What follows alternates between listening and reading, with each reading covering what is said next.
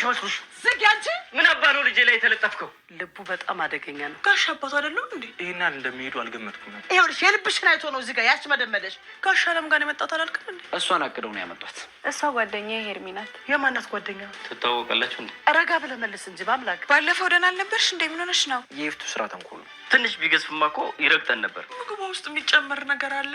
ታዲያ ማና ባሽ ነው ሰው ላይ መጥፎ የሚያስበው? አንቺን ማትረቢ። ሰላም ምን ሆነ ነው? ሀሳባቸው ልጅቷን አቅም አሳጥተው በደንብ መጠቀሚያ ማድረግ ነው።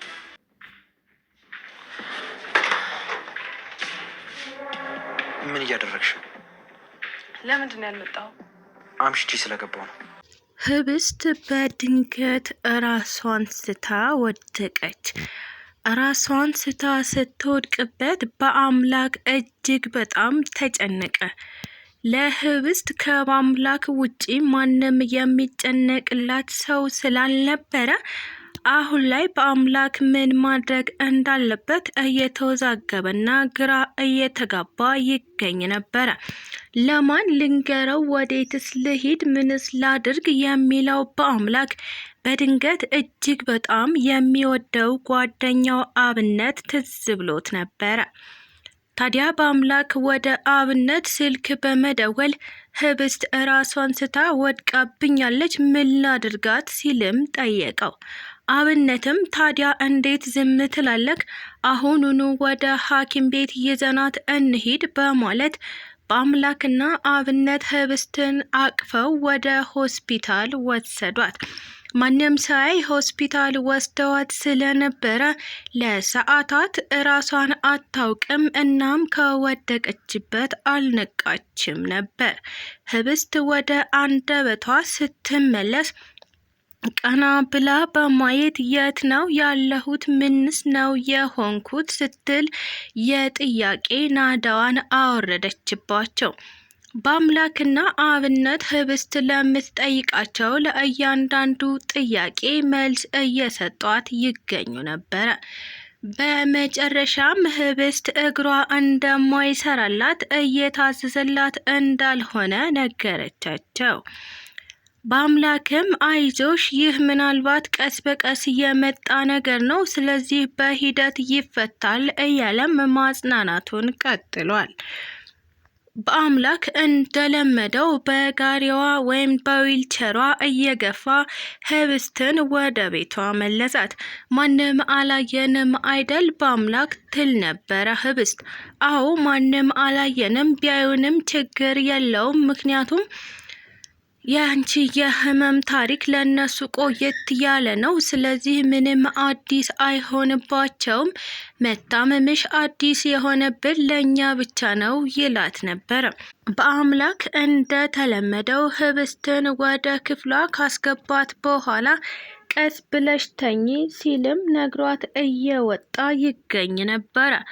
ህብስትም በአምላክ ዛሬ በጣም አቅቶኛል፣ ስለዚህ አልጋዬ ላይ አሳርፈኝ ስትልም ለምነዋለች።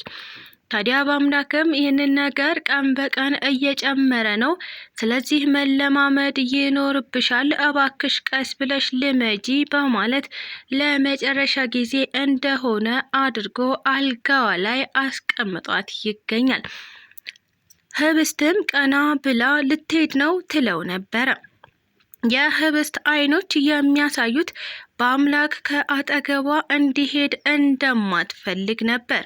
ታዲያ በአምላክም አዎ ልሄድ ነው ብሎ ሌላ ነገር ሳይመልስላት ጥሏት ሄዶ ይገኛል። በህብስት ፍቅር እየተሰቃየ ያለው በአምላክ ግራ ገብቶኛል፣ ምን ማድረግ እንዳለብኝ አላውቅም ሲልም ለአብነት እየነገረው ይገኝ ነበር። አብነትም ቆይ በዚህ ልክ ግራ ያጋባክና ያወዛገበክ ነገር ምንድን ነው?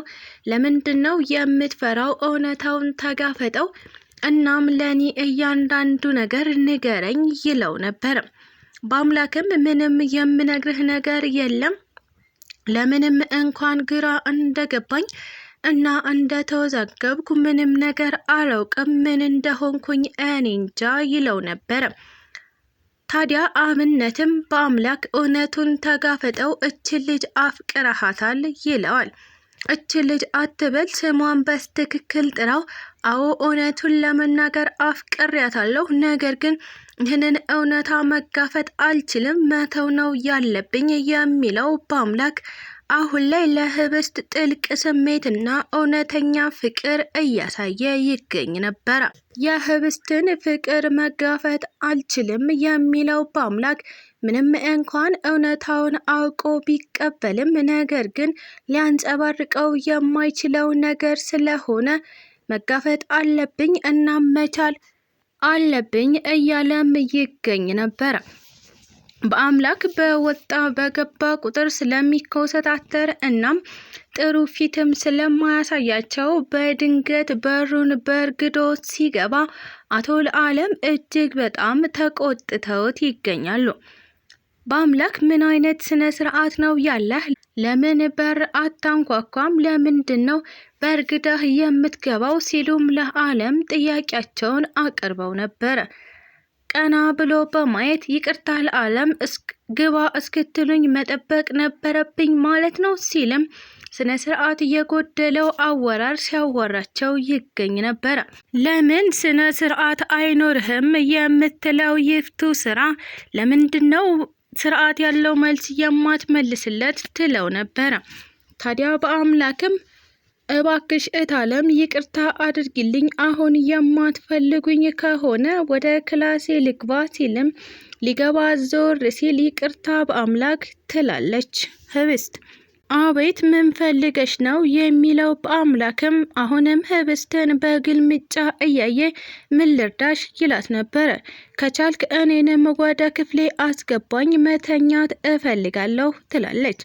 ታዲያ በአምላክ እንደተለመደው ህብስትን ወደ ክፍሏ አስገብቶ አስተኝቷት ይገኝ ነበረ። የህብስት ጓደኛ ወደ ቤቷ በመምጣት ህብስትን ለመጠየቅ ሞክራ ነበረ። አሁን ላይ ህብስት ያለችበትን ሁኔታ ያየችው ጓደኛዋ አይዞሽ እጅግ በጣም አዝኛለሁ፣ በዚህ ልክ ትሆኛለሽ ብዬ አላሰብኩም ነበረ፣ ነገር ግን በቅርብ እንደምትራመጂ ተስፋለኝ ትላታለች። የህብስት እንጀራ እናት እና አባትም ማነው ህብስትን ሊጠይቃት የመጣው በማለት ልጅቷን ሊያዩት ወደ ህብስት ክፍል ገብተው ይገኙ ነበረ። ልጅቷንም ካዩት በኋላ ማናት ምንድናት አይነት ጥያቄ ተፈጥሮባቸዋል። አሁን ላይ ህብስት ከማንም ጋር እንድትገናኝ እናም እንድታወራም ስለማይፈልጉ አሁንም ማምሸክሸካቸውን እንደቀጠሉ ይገኛሉ።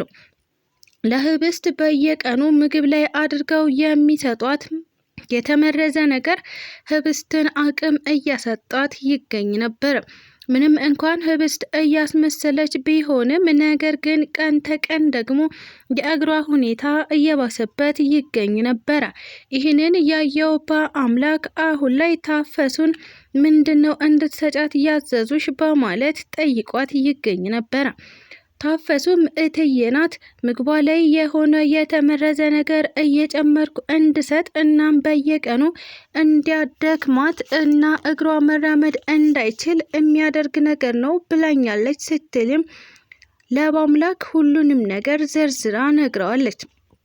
በአምላክም ይቅርታ ታፈሱ፣ እች ልጅ አታሳዝንሽም? በዚህ ስቃይ ውስጥ ሆና ቤተሰቦቿን አታ እየተሰቃየች ያለች ልጅ ናት፣ እባክሽ እናግዛት ሲልም ተማጽኗት ይገኝ ነበረ።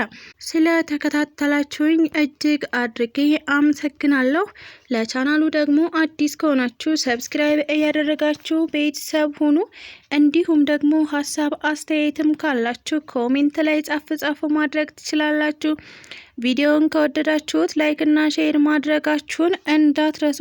ኢትዮጵያ ለዘላለም ትኑር እያልኩ እሰናበታችኋለሁ።